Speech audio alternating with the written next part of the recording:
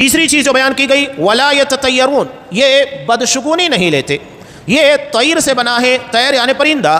یہ عرب کے لوگوں کا طریقہ کار تھا کہ اگر کوئی کام کرنے جا رہے ہیں تو اس کے لیے وہ فال نکالتے. فال نکالنے کا طریقہ کیا ہوتا تھا؟ ایک پرندہ اڑاتے تھے. پرندہ اڑ کر اگر داہنی جانب چلا جاتا تو کہتے کہ ہاں یہ کام کرنا چاہیے، اگر وہ بائیں چلا گیا تو کہتے نہیں یہ کام نہیں کرنا چاہیے، اور اگر وہ سیدھا اڑ کر چلا گیا تو دوبارہ اڑاتے. یعنی اب وہ ٹائی ہو گیا ہے. یہ ان لوگوں کا عجیب و غریب طریقہ تھا، جبکہ مسلمان کا یہ معاملہ نہیں. اللہ نے ہمارے لیے استخارہ رکھا ہے. اللہ سے خیر طلب کرو. اللہ ہماری زندگی کے معاملات کو بہتر جانتا ہے. استخارہ کیجئے گا خیر کے معاملات کے اندر، وہ ہماری زندگی کے اندر جو خیر ہوگا وہ بہتر چیز ہم کو عطا کرے گا. تو یہ ہم کو شریعت نے عطا کیا ہے. تو یہ یتطیرون ہے. اب بدشگونی میں بہت ساری چیزیں. ہمارے یہاں بعض مرتبہ لوگ کیا کہتے ہیں، پتہ نہیں صبح صبح کس کا منہ دیکھ لیا، کام ہی نہیں بن رہا ہے. یہ بھی بدشگونی ہے کہ آپ کسی کے چہرے کو بدشگونی کرا دے رہے ہیں، یا بلی راستہ کاٹ کے چلے جائے. اور بھی بہت ساری چیزیں بدشگونی کے اندر آتی ہیں. تفصیل کے ساتھ میں نے اس کے بارے میں خطبہ بھی دیا تھا. تو بدشگونی اسلام کے اندر نہیں ہے، نیک فعل ہے.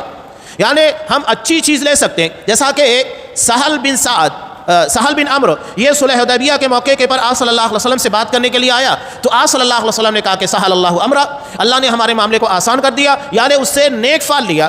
سہل کا مطلب ہوتا ہے آسان کر دینا. اب وہ سہل نام کا بندہ آیا تو اللہ کے رسول صلی اللہ علیہ وسلم نے نیک فعل لیتے ہوئے کہا اللہ نے ہمارے معاملے کو آسان کر دیا. تو نیک فعل لی جا سکتی ہے، بدشگونی نہیں لی جا سکتی ہے. وعلی ربہم یتوکلون، وہ صرف اللہ ہی پر بھروسہ رکھتے ہیں، اپنے رب پر ہی بھروسہ ہے. یہ ہے اصل چیز.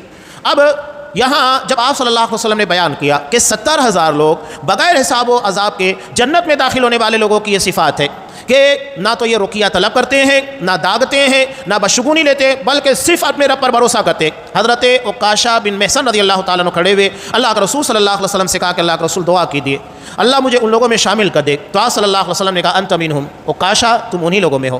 دعا کی آپ صلی اللہ علیہ وسلم نے. اب ایک اور بندہ کھڑا ہوا، اس نے بھی کہا ادعو اللہ ان یجعلنی منہم، اللہ کے رسول میرے لیے بھی دعا کیجیے میں بھی ان لوگوں میں شامل ہو جاؤں. اب اس ضمن میں بعض شارحین نے لکھا کہ وہ منافق تھا، مسلمان نہیں تھا. اب اس نے دیکھا کہ نبی کی دعا کی برکت سے جنت میں داخلت ہے، اور وہ بھی بغیر حساب بغیر عذاب کے، تو بھی چلو موقع مل رہا ہے، موقع کا فائدہ اٹھا لیا جائے. تو اللہ کے رسول صلی اللہ علیہ وسلم نے کتنے حسین انداز میں اس کا جواب دیا. کہا سبقک بہا عکاشہ، اس معاملے میں تم پر عکاشہ سبقت دے گئے. یعنی تمہیں سبقت کرنا چاہیے تھا، ڈھیل نہیں دینا چاہیے تھا، انتظار نہیں کرنا تھا کہ عکاشہ کے دیکھا دیکھی تم بھی کھڑے ہو گئے. پہلے تمہیں اس کے لیے مطالبہ کرنا تھا تو میں تمہارے لیے دعا کرتا. اب چونکہ آپ کو ٹالنا تھا تو لہذا حسین انداز میں یہ نہیں کہا کہ تم لوگوں میں نہیں ہے، اسے برا لگ جاتا. تو آپ صلی اللہ علیہ وسلم نے کیا کہا؟